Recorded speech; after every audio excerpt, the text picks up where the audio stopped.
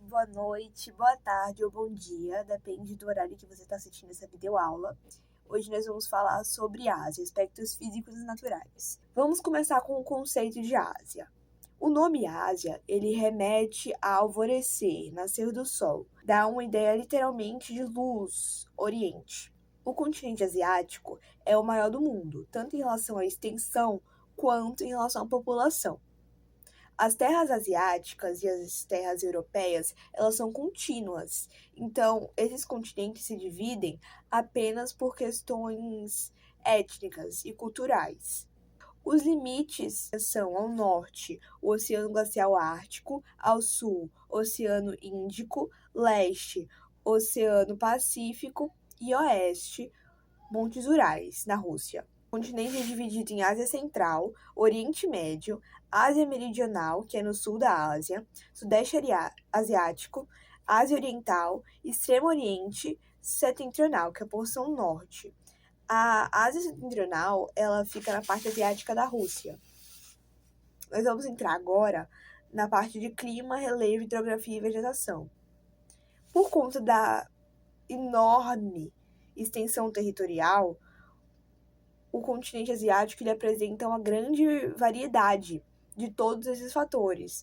Então, tem diversos climas, diversos tipos de relevo, diversos tipos de vegetação. Eu vou começar mencionando um fator importante, que é como o que o continente possui altos e baixos índices pluviométricos em cada uma de suas regiões, com muita ou pouca variação de temperatura. Nós temos o clima equatorial, tropical, desértico, semiárido, mediterrâneo, frio, frio de montanha, polar, subtropical ou temperado, tá bom? O professor, ele colocou no quadro um resuminho que eu vou deixar na descrição. Eu acho importante darem uma olhada. O relevo é formado por planaltos, planícies, depressões, grandes cadeias de montanhas, além de um litoral recortado, no qual penínsulas e diversos arquipélagos. A região possui as mais elevadas montanhas. A Cordilheira do Himalaia fica lá, sendo que a Cordilheira do Himalaia ela surgiu através do movimento de subducção entre a placa indo-australiana e a placa euroasiática, que aconteceu tipo alguma coisa assim. E aí criou a Cordilheira do Himalaia, que tem várias montanhas, inclusive o Monte Everest, que é, se eu não me engano, é o pico mais alto que tem no mundo. Então a gente tem também os planaltos, que eu vou citar aqui por cima, não vou me aprofundar muito. Então são os planaltos Tibete, da Mongólia, do Deccan, da Anatólia, o planalto central siberiano e o planalto da Arábia. As depressões. Depressões do Mar de Aral, depressão do Mar Cáspio, depressão do Mar Morto. Planícies. Mesopotâmia, Indo-Gangetica, da China, Mekong e Siberiana. Eu acho importante a gente dar um destaque para as planícies, porque civilizações se iniciaram lá, no início da Mesopotâmia, que é banhada pelos rios Tigres e Eufrates, foi o berço da civilização humana, de acordo com o que a gente aprende em história. E como elas tinham a irrigação, tornava mais favorável ao desenvolvimento agrícola. Os rios são Eufrates, Tigre, Ganges, Huanghu, também conhecido como Rio Amarelo, Yangtze, que também é conhecido como Rio Azul, e o Rio Indo. As penínsulas são a Indochina e a Península Arábica. No litoral do Oceano Pacífico e nos arquipélagos, há numerosos vulcões ainda em atividade. Agora a gente vai falar do Cinturão de Fogo do Pacífico, também conhecido como Anel de Fogo do Pacífico, que abrange o leste da Oceania, região que vai do sul da Ásia até o leste da Ásia, até o oeste do território americano. A estrutura geológica possui alta instabilidade, fazendo com que lá tenham diversos terremotos, tsunamis, erupções vulcânicas, que costumam ser causados pela movimentação que ocorre nessa área, o que gera catástrofes, destruindo cidades e matando pessoas. A formação dos rios está ligada à quantidade abundante de chuvas na região sul e sudeste, com predomínio de clima equatorial, tropical e ao derretimento de neve nas montanhas. Rios são excepcionalmente importantes para entender a regionalização, que era o que eu estava falando. Tem algumas planícies que elas são banhadas pelos rios. Justamente por elas serem banhadas pelos rios, essas áreas se tornam mais férteis, pois tem mais acesso à irrigação. Antigamente, as populações eram nômades, então elas buscavam sempre locais que fossem mais favoráveis à vida, que era o caso dessas regiões que tinham água e que eram férteis, que dava para plantar, para consumir e tal. As primeiras cidades e impérios asiáticos que surgiram às margens de seus importantes rios continuam no centro da vida social de muitas cidades, independentemente da extensão do volume de água. Mesmo depois de tantos e tantos e tantos anos, porque as civilizações que surgiram na Mesopotâmia foram as mais antigas que tem, são as primeiras que a gente estuda quando a gente entra no Fundamental 2. Elas continuam, os rios, no caso, continuam sendo extremamente importantes, tanto no fator econômico quanto no fator histórico. Muitos são considerados rios de pouca importância mundial, mas de grande importância histórica, geopolítica e econômica. Por que é que tem importância econômica? Justamente porque permitem o abastecimento de residências e indústrias. Eu vou explicar para vocês o vento de monções. Isso mesmo? Vento de monções. Eu fiz uma representação gráfica aqui, que não tá exatamente bonitinho, mas eu espero que vocês entendam. Todos nós sabemos que existem as correntes e também de ar, também existem as massas de ar. Aqui esse F quer dizer que as massas de ar quer dizer que aqui é a corrente fria. Tá vendo? F e Q. O professor falou que a partir desse ano a gente tem que parar de ficar chamando de lugar que tem negócio frio, lugar que tem negócio quente e começar a usar AP e BP. AP é quando tem alta pressão e BP é quando tem baixa pressão. Gente, vai começar pelas monções marítimas, tá? Aqui a gente tem a alta pressão e a corrente de ar vai toda se direcionando para o lugar de baixa pressão. As monções marítimas, elas são um dos fatores responsáveis pelas enchentes que ocorrem nessa região e afetam principalmente as áreas sul e sudeste. As massas de ar atuantes aqui são as massas de ar quente. Apresenta grandes umidades temporais e por não terem a infraestrutura necessária, Bangladesh, Filipinas, Índia, Laos e Vietnã são os mais vulneráveis a essas catástrofes naturais, que no caso são as enchentes. A gente passa para as monções continentais, que são essas aqui, acontecem no inverno. Aqui é a alta pressão e as massas de ar frias são direcionadas para o local de baixa pressão, que no caso daqui está no oceano. Vocês estão vendo que esse aqui é o continente e aqui é o mar. Apresentam longos períodos de seca e estiagem, o que afeta bastante a produção agrícola. A Malásia, Indonésia e Filipinas sofrem no período de chuva, mas não no de estiagem. Pelo menos não tanto. Esses são os ventos de monções. Apresenta estruturas geológicas com variadas idades e composições, favorecendo a formação de jazidas de metais, combustíveis fósseis e diversos outros tipos de minerais, o que torna um local melhor assim para a exploração. Lá a gente tem o extrativismo vegetal, que ocorre principalmente em regiões de taiga, onde se explora madeira para a produção de celulose e papel. Tem a exploração mineral, ligada à colonização do continente, ou seja, desde o século XIX, quando os europeus foram para o local, e também está ligado ao processo de industrialização após a Segunda Guerra Mundial, que foi quando alguns países começaram a ter suas independências. A distribuição, essa parte é muito importante, inclusive, a distribuição dos recursos naturais no continente não é uniforme, sendo que tem locais que têm maior disponibilidade do que outros. O carvão mineral, por exemplo, é usado como combustível doméstico, pois em muitas regiões é encontrado a flor da terra. Na China e na Índia, eles causam um aumento da poluição, porque a galera usa, assim, pra tudo, tá?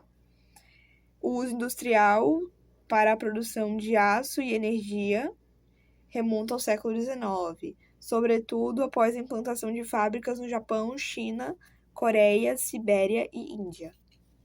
Tem uma parte legal de saber também que 80% da energia da China vem do carvão mineral e 70% da Índia também, sendo que a Índia ocupa a 4ª posição mundial na produção de carvão mineral e a 5ª em reserva.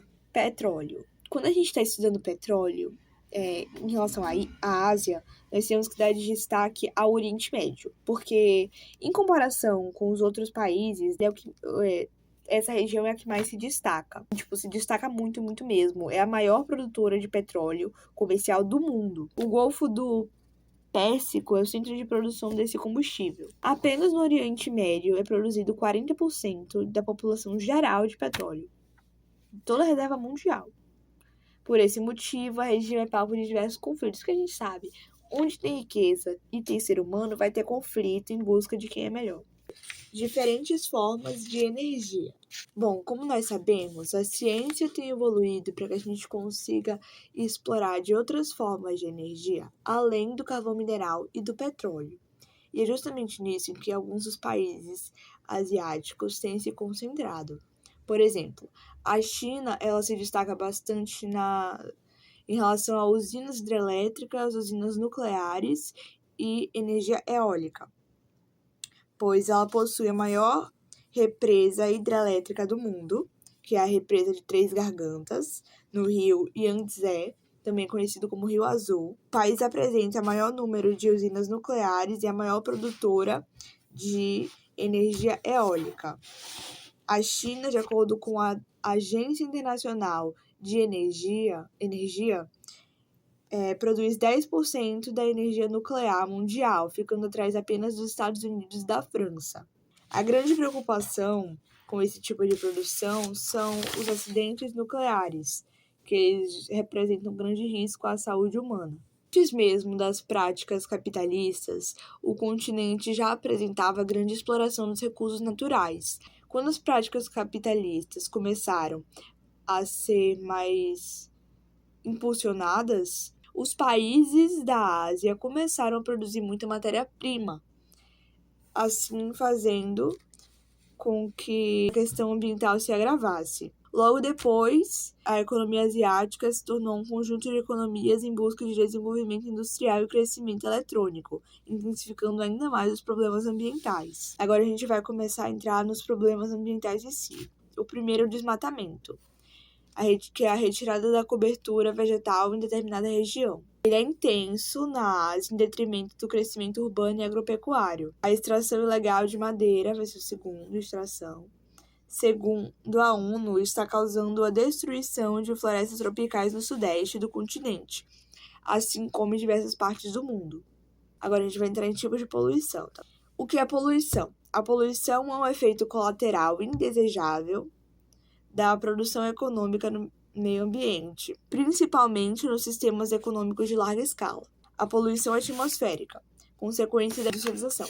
China, Índia e Indonésia lideram a poluição atmosférica em razão da expansão industrial e da dependência de energia elétrica produzida por meio de termoelétricas dependentes do carvão mineral. Os gases que compõem as ilhas de calor, como monóxido e dióxido de carbono, eles têm a sua emissão intensificada por conta do grande número de automóveis nessas cidades que têm uma superpopulação. Nessas cidades, eu quero dizer, nas cidades principais assim dos países tem grande população. A queima de carvão para a produção energética, como já visto anteriormente, é outro fator de poluição intensa.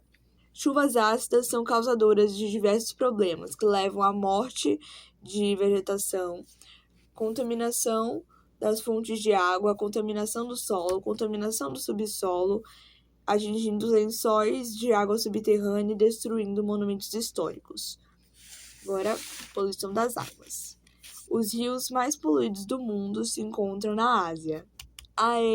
O Camboja é um destaque de poluição porque 80% da população não tem acesso ao saneamento básico, ou seja, o esgoto não passa por um sistema de tratamento antes de ser despejado no rio. E o lixo não é descartado de modo a minimizar os impactos ao solo e aos lençóis freáticos. A maior responsabilidade pela poluição se dá pela produção industrial e o modo de vida urbano. O rio Ganges também é um destaque, porque é um rio sagrado. E muitas pessoas acabam levando seus corpos para serem despejados no rio quando são pobres, ou quando as pessoas são ricas, as suas cinzas são jogadas no rio, como uma espécie de ritual. Muitas flores também são descartadas lá, e a quantidade de resíduos orgânicos que se concentra nessa fonte de água acaba poluindo o local. A baixa fiscalização ambiental é um destaque assim enorme, porque se houvesse uma fiscalização ambiental melhor, um continente que é formado por grandes potências, principalmente a China, né? Porque a China compete com os Estados Unidos. Então, se a fiscalização ambiental fosse maior, provavelmente não haveriam tantos problemas assim. O Oriente Médio explora reservas subterrâneas de água, já que tem pouca água na superfície. Então, a elevada exploração e a contaminação de lençóis freáticos tornam a situação alarmante. A utilização de água do mar ainda é um recurso de custo elevado, o que torna essa opção inviável para regiões mais pobres. Se não forem tomadas medidas preventivas, a Ásia vai sofrer um colapso ambiental. Olha que delícia! A gente acabou. Eu não sei se vocês perceberam, mas no final do vídeo a minha voz ficou meio grog. É porque já passou meia-noite, tá? Beijo.